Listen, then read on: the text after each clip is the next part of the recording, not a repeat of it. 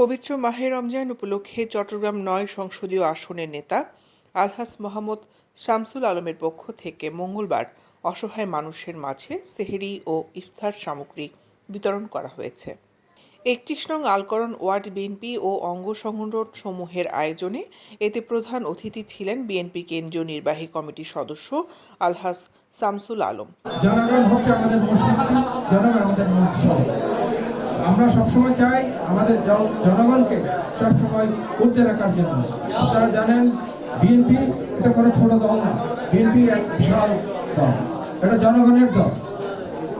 আগামী দিন আমাদের বিএনপিকে আপনারা যেভাবে বিগত দিনে দেখে আসছেন, এবারও আগামী দিনে যদি আমাদের এই বাংলাদেশে যদি ইলেকশন যদি হয়, আপনারা আপনাদের সেই মূল্যবান ভোট দিয়ে বিএনপিকে আবার জয় দিতে পারবেন। আর এটাও আপনাদেরকে মনে রাখতে হবে, বিএনপি যে ৩১ দফা বাস্তবায়ন করার জন্য চাচ্ছে, সেটা জনগণের স্বার্থের জন্য চাচ্ছে, বাংলাদেশের ১৬ কোটি মানুষের স্বার্থের জন্য চাচ্ছে।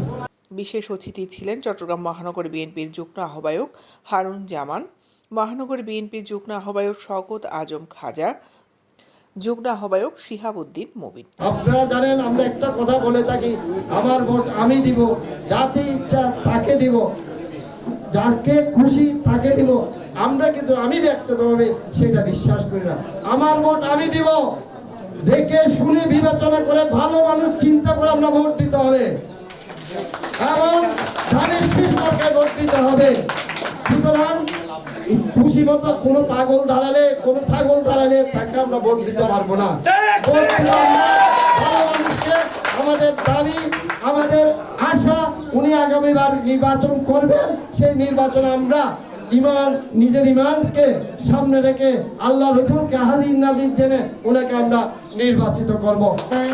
বক্তব্য রাখার জন্য আহ্বান করছি জাতীয়তাবাদী। আমাদের ইচ্ছা থাকা সত্ত্বেও পরিস্থিতির কারণে ফ্যাসিস্ট হাসিনা সরকারের যে রোষানল, সে তার রোষানলে পড়ে আমাদের নেতৃবৃন্দ জনগণের কাতারে আসতে পারেনি।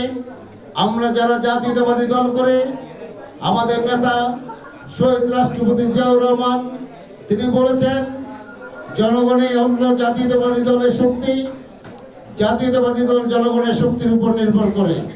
আর তাই ইফতার সামগ্রী এবং ইফতারের জন্য আমাদের নেতা জনাব তারেক রহমান নির্দেশ দিয়েছেন, প্রতিটি এলাকায় আমরা যেন সাধারণ মানুষকে সাথে নিয়ে ইফতার করি এবং ইফতার সামগ্রী বিতরণ করি। এতে সভাপতিত্ব করেন চট্টগ্রাম মহানগর যুব দলের সাবেক সহসভাপতি ইকবাল হোসেন সংগ্রাম।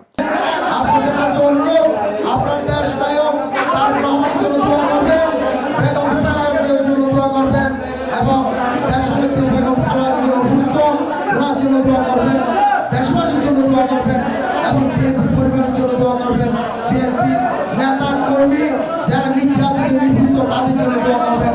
যাতে করে বিএনপি নেতা কর্মীরা আপনাদের পাশে সবসময় ছিল, আছে, থাকতে পারে। সঞ্চালনায় ছিলেন কোতোয়ালী থানা যুব দলের সাবেক যুগ্ম আহ্বায়ক আব্দুল কাদের ফিরোজ।